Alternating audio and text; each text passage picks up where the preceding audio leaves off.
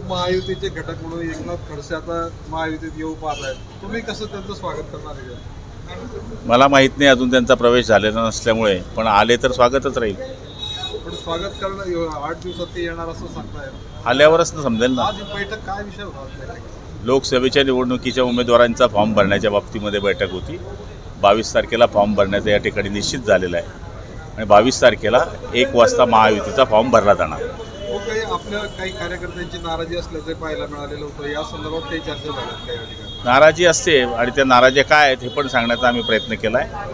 कार्यकर्त्यांची नाराजी दूर करण्याच्या बाबतीमध्ये सुद्धा या ठिकाणी चर्चा करण्यात आली. त्यावरती काही झालं का, काही चर्चा केली? चर्चा करण्यात आली नाराजी दूर करण्याची. नाराजी दूर झाली तुमची? आमची नाराजी नाही आहे, कार्यकर्त्यांची नाराजी आहे. हो, मनसेनं बिनशर्त पाठिंबा दिला आपल्या सगळ्या. ते एकाच विचाराचे असल्यामुळे शिवसेनेच्या विचाराचे ते पूर्वी होते, म्हणजे भगव्या विचाराचे होते. त्यामुळे सगळ्यांना वाटत होतं की राजसाहेब हे त्या विचाराशी पुन्हा यावे. त्यामुळे ते आल्यामुळे निश्चितपणाने महायुतीचा फायदा होणार आहे. तुम्ही स्वागत करताय त्यांच्या? निश्चित स्वागत करतो. एक ठाकरे आमच्याकडे येत आहेत. खूप उशीर झाला असं वाटतंय त्यांना?